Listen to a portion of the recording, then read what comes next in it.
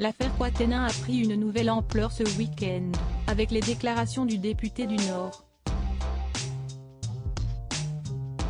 Adrien Quatennens, figure de la France insoumise et fidèle lieutenant de Jean-Luc Mélenchon, avait décidé de se retirer de ses fonctions de coordinateur du mouvement après la divulgation le 14 septembre 2022 de la main courante pour violence déposée par son épouse Céline.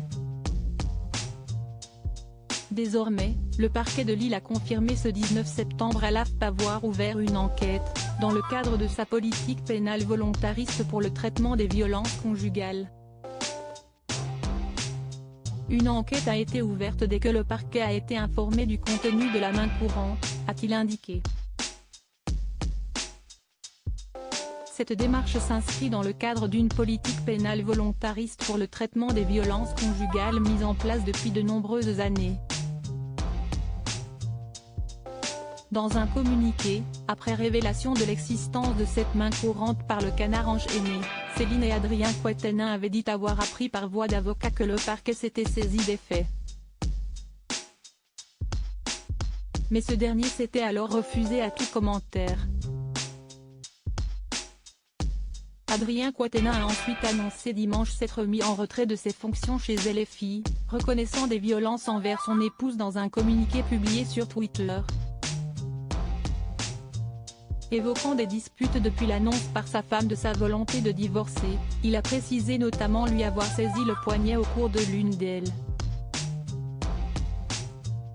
Il a aussi admis lui avoir donné une gifle, il y a un an, dans un contexte d'extrême tension et d'agressivité mutuelle. J'ai profondément regretté ce geste qui ne s'est jamais reproduit, a-t-il souligné.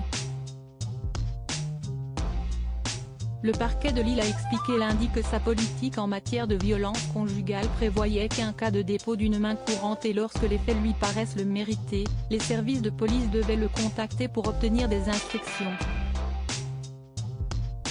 Le parquet décide régulièrement de diligenter une enquête nonobstant l'absence d'audition initiale de la victime lorsque les faits paraissent graves ou de nature à se reproduire, a-t-il précisé. Cette politique prévoit également qu'une association d'aide aux victimes soit immédiatement mandatée pour prendre attache avec la victime et l'inciter à prendre part à la procédure judiciaire. Aucune procédure en la matière n'est classée sans suite par opportunité, insiste le parquet, qui souligne que pour son bon déroulement, l'enquête dans cette affaire devait se tenir à l'écart de la scène médiatique. La réaction de Jean-Luc Mélenchon critiquait la France insoumise, qui fait de la défense des droits des femmes et la lutte contre les violences conjugales une priorité avec la NUP, est dans l'embarras depuis l'éclatement de ce scandale, qui succède notamment à celui de Taha Bouafs. Le patron du mouvement de gauche a fait part de son soutien à son poulain de 32 ans, souvent considéré comme son potentiel successeur.